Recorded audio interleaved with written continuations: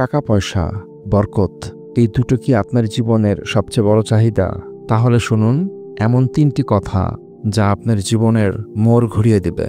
Number 1, আল্লাহ তাআলা পবিত্র কোরআনে বলেছেন, যদি তোমরা কৃতজ্ঞ হও তবে আমি অবশ্যই তোমাদেরকে আরও বাড়িয়ে দেব। সূরা ইব্রাহিম আয়াত 7।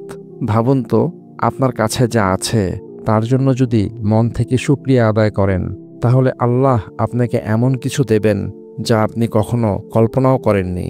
কৃতজ্ঞতা শুধু একটি শব্দ নয়, এটা এক ধরনের শক্তি যা আপনার জীবনকে ভরে তোলে অঢেল সম্পদে। নাম্বার 2, আমাদের প্রিয় নবী হযরত মুহাম্মদ সাল্লাল্লাহু আলাইহি সাল্লাম বলেছেন, দান করলে সম্পদ কমে না। আমরা অনেকেই ভাবি দান করলে বুঝি নিজের সম্পদ কমে যায়, কিন্তু সত্যটা হলো আল্লাহর পথে 1 টাকা দান করলে তিনি আপনাকে তার 10 গুণ ফিরিয়ে দেন। দান হলো এমন এক বিনিয়োগ যার ফল আসে নগদ ও নিশ্চিতভাবে। নাম্বার 3, আর মনে রাখবেন, সৎ পথে উপার্জন, এটাই হলো সবচেয়ে বড় বরকত।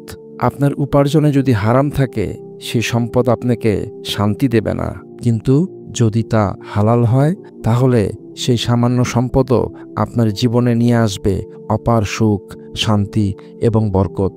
সুতরাং আপনার জীবনে যদি সত্যি ধন দৌলত আর বরকত চান, তবে কৃতজ্ঞতা আর সৎ উপার্জন, এ দুটোকে আপনার জীবনের অংশ করে নিন। দেখবেন আপনার জীবন ভরে উঠবে অনাবিল সুখ আর প্রাচুর্যে।